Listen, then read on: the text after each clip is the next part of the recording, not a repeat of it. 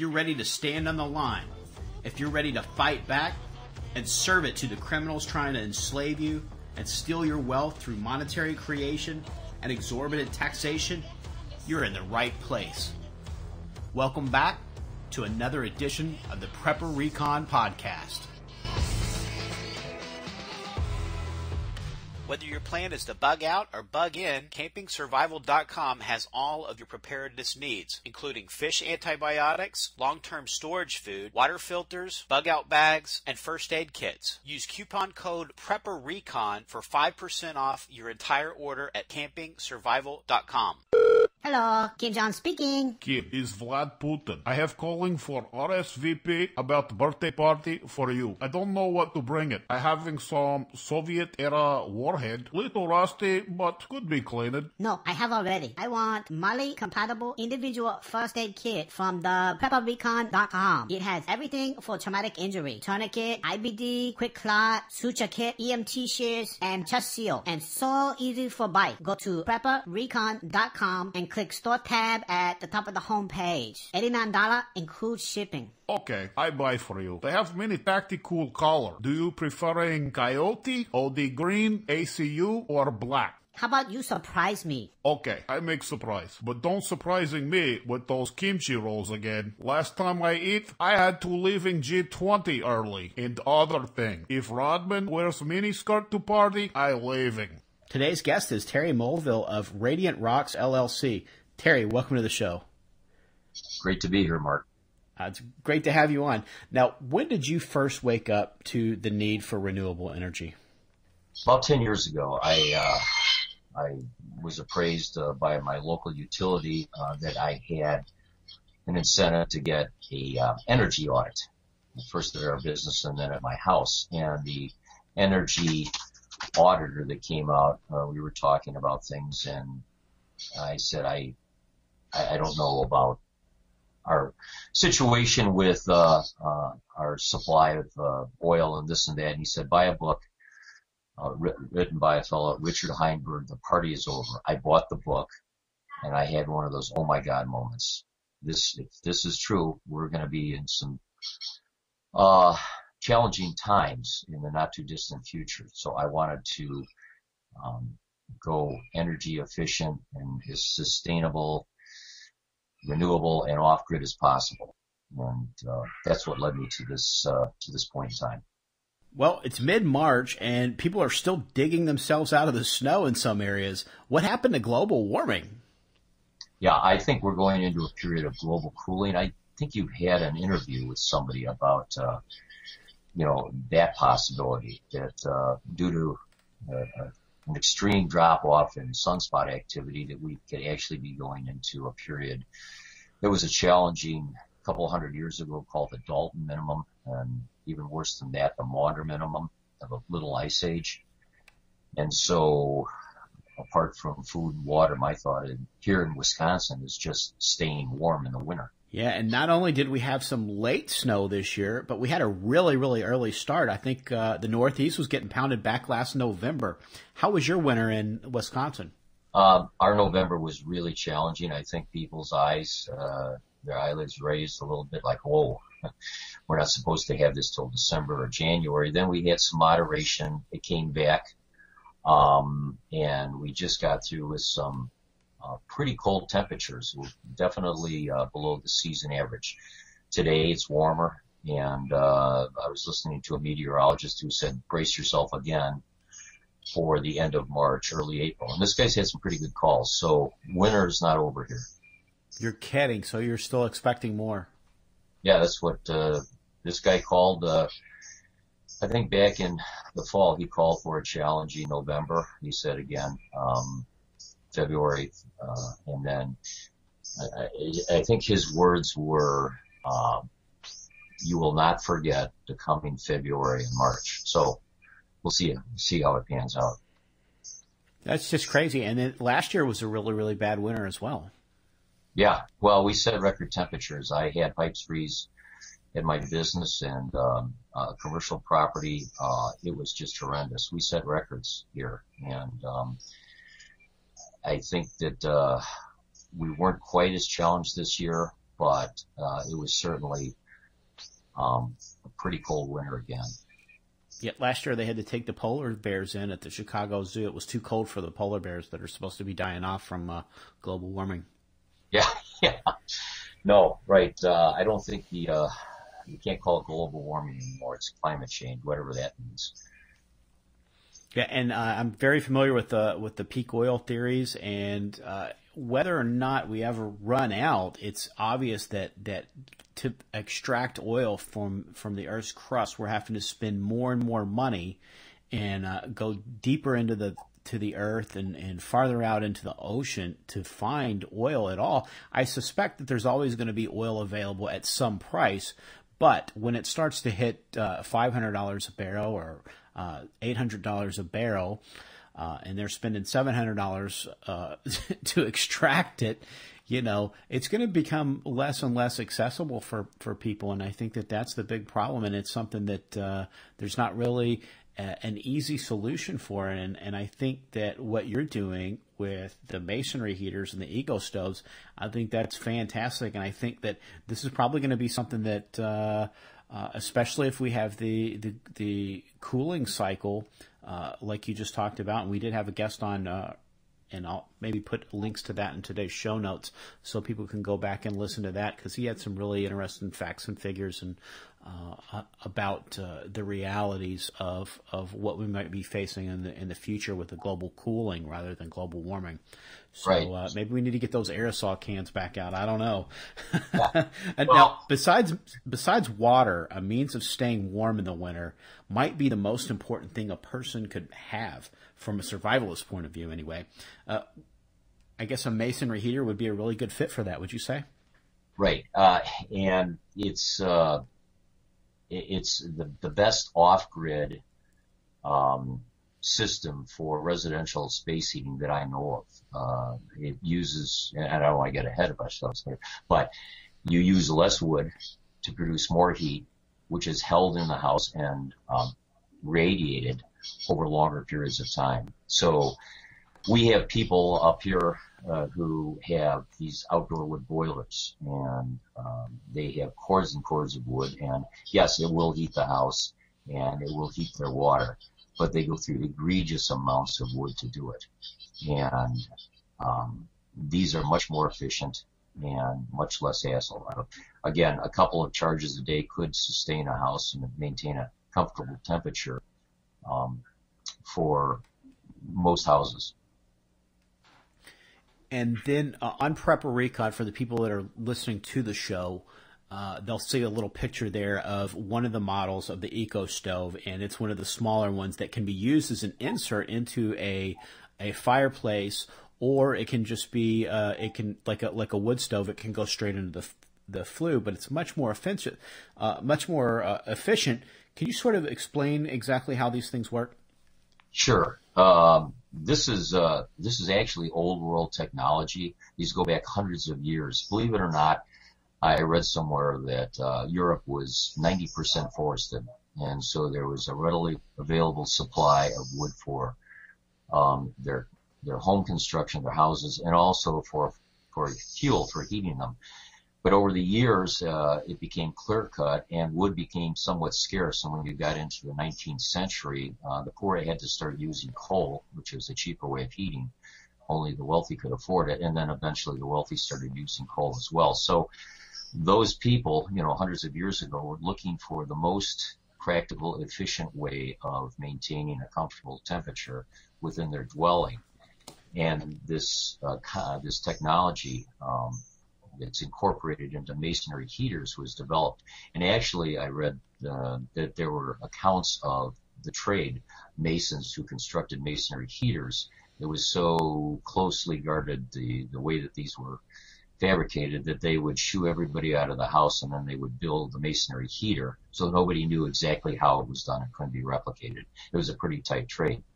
And so it's a technology that's been around for hundreds of years in Europe and Russia. Mark Twain commented on it when he traveled Europe in his whimsical way as to how even the heat was, and it's a more steady, consistent heat, unlike a conventional fireplace that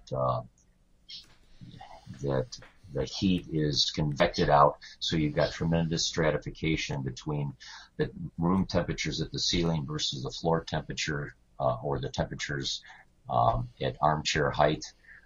There's little to no stratification when you're talking about irradiated heat.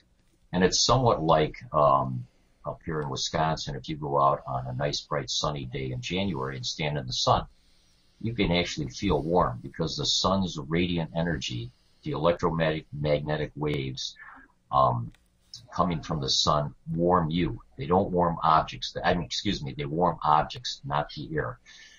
You stand in the shadows, stand behind a tree. The air temperature is the same, but you're noticeably cooler because the sun's radiant energy is missing you. And it's the same concept, the same electromagnetic waves that are emitted from masonry heaters and this appliance that we're pushing, the Eco stove, which is the same as a masonry heater on a smaller scale, but it's much easier to incorporate into an existing home because of the need not to go back and retrofit the house to the extent that you do. So anyway, a masonry heater will use, and the silicone carbide heater that we market will use a half to 2/3 as much wood, that much less wood, and it will extract most all the heat. If the firebox temperature is 1,500 to 2,000 degrees in a masonry heater or the Eco stove, the flue temperature is typically about 300 degrees. And the difference in the temperature has been absorbed by the appliance, the Eco stove, and is slowly released over time. An interesting fact, Mark, about wood. There's a couple components to a wood log. There's the solid part of the log, which is actually, when it's burned, less productive than the potential from gaseous volatiles that are typically boiled off. You need to hit a threshold of 1,100 degrees Fahrenheit in the firebox to incinerate not only the solid part of the wood, but the gaseous volatiles. And again, I refer to these outdoor wood boilers that just kind of puff away at a low firebox temperature. You pass them when you drive by and you see this tremendous amount of blue smoke coming out of the smokestack. That's unspent fuel. And if you had gotten the firebox up to that, say 1,500 degree Fahrenheit temperature, you burn off the smoke, that blue smoke, as well as the solid part of the wood. Now, there have been accounts of people who will ask their neighbor, well, you just put in this thing called a masonry heater, when are you going to use it? It burns so completely that you don't see an exhaust or smoke coming out of it. So I guess we've got some birds and dogs going on. Anyway. Love the pets. Yeah. Anyway, that's kind of the concept. When you, to carry this a step further, masonry heaters and the Eco stove, the silicone carbide version, burn so cleanly that the emissions are well below the EPA threshold. I think initially the EPA mandated wood burning appliances emit no more than 8 grams of the carbon in the particulate matter per hour.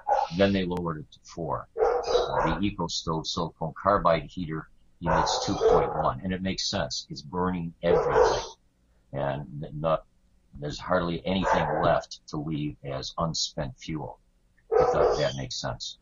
Yeah, it does, and it makes me think about you see a lot of times you'll see like almost like the Thomas Kincaid type of a log cabin where it's this beautiful log cabin and it's got the nice stone chimney that's on the outside of the house, and you think about all the heat that's just blowing out the chimney, and then also here half of or probably 3/4 of the chimney is actually exposed to the outside, so you're really just basically trying to heat the woods.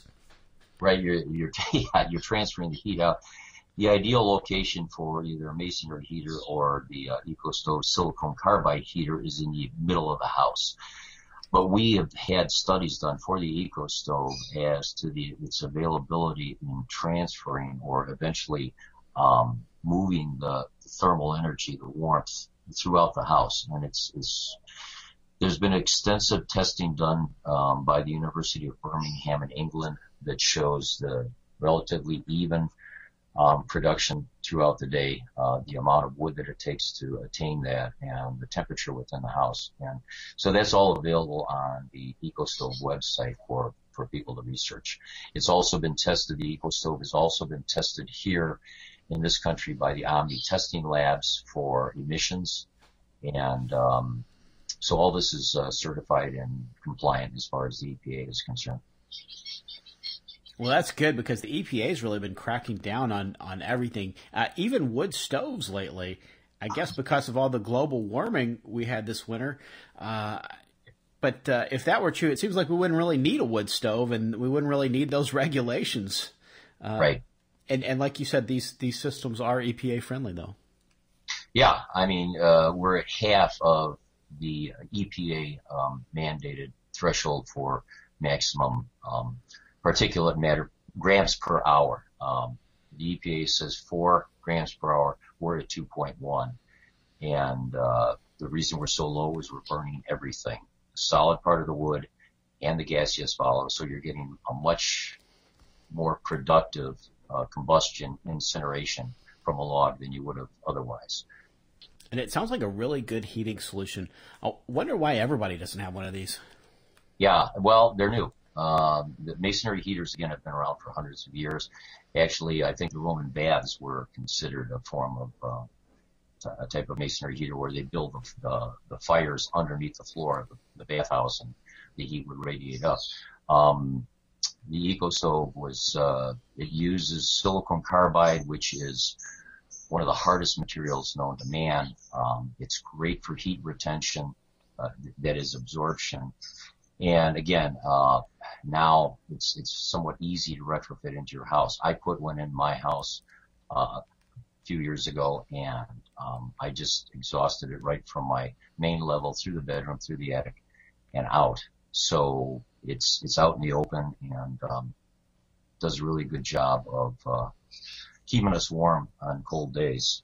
It's time for a quick break, and we'll be right back. The dollar's lost over 90% of its purchasing power since 1971. Silver, on the other hand, has proved to be a very stable form of wealth preservation over the years. And where do you buy silver? Silver.com, of course. Silver.com offers fantastic prices on silver and gold. Check out Silver.com today. Are you prepared to defend yourself and your loved ones in extraordinary circumstances? Do you know the one piece of gear Special Operations soldiers rely on to gain an unfair advantage in the field? Are you interested in honing your firearm skills based on lessons learned in actual gunfights? In desperate times, ready men rise to the occasion and come out on top in difficult scenarios. With 73 years of Special Forces experience, the Ready Man cadre blends cutting-edge tactics with the most current prepper skills into each online episode and live training event. Go to ReadyMan.com to learn more and sign up for a free Special Forces designed hostage escape card that you can easily carry and defeat locks, cut through ropes, and pick your way out of handcuffs. Again, that's ReadyMan.com to sign up for your free Special Forces designed hostage escape card. Now, if somebody was building a house from the ground up, they'd probably want to go with the traditional masonry heater. Is that correct? Well, assuming you have, I don't know, anywhere from $15,000 to $30,000 to throw at those. I have the largest model of EcoStove. It's referred to as the Model 850. They retail for $9,300. That shipping would be on top of that, depending upon where you are in the country. But here in the Midwest, or actually I think they're in Kansas, the warehouse, it's $9,300. So yeah, then there's the newer model. I think it's the 780. There's the Model 678. I have that in our showroom. I think that. Well, I'm not going to quote a price. I just can't be certain. And now there's the 580, which would be perfect for a smaller dwelling. Now, Terry, like you said, you've been using this technology for a little while, right? And you're pleased with it. Right. I typically have my thermostat set at 62 in the house, and the house, we've had some brutal winters, brutal winter days here, and I'm 68 to 71. I feed it a little bit more than normal, but I'm probably heating, 3,000 square feet. And I've used maybe 60% of the amount of propane that my tank will hold. So there's a lot of variables. Okay, what kind of wood am I using? How often do I fire it? But I think that if we were grid down, I don't miss a beat as far as space heating. Yeah, well, you wouldn't freeze. Now, where can folks go to learn a little bit more about this? And for the folks that are going to want to purchase one of these, because I know we've got a lot of listeners up in the Pacific Northwest, Inland Northwest. How can they get one of these? My company, Radiant Rocks LLC, is based in Berlin. My store number is 920-354-6260, and then I can be reached at Terry at masonryheaters.us or Terry at radiantrocksllc.us, or start with a search on the EcoStove website. It is ecostoves.com. They are based in the UK, and there's an extensive amount of information, pictures of all the units, the testing that's been done. And then they can go to ecostove.com, kind of look at the pictures, kind of get an idea of what the stove looks like, how it works, and do the research on it. And if it looks like something that's going to be a good fit for them, then they can contact you, because you're going to be the retailer for the U.S. for that. I don't know if I can say the whole U.S. Right now. But for your area. But they'd be able to order from you. The upper Midwest, and I'm going to try to work with some people in Illinois. So, yeah, I guess I'm the local distributor dealer in this area. So EcoStove, and Eco is spelled E as in Edward, C as in Charlie, C as in Charlie, O, S-T-O-V as in Victor, E.com, ecostove.com, Eco with 2 C's. And be sure to check out the EcoStove models. If you click on just the link that says EcoStove models, it'll give you a real good representation of how the smoke path of the exhaust is channeled through the unit, expels the heat into the unit before it leaves the outside, and I think that tells the whole story. Terry, thanks so much for your time. It's a lot of great information you've given us. Thanks very much, Mark, for the opportunity to convey this. In the Days of Noah, Book 2, Persecution by best-selling author Mark Goodwin.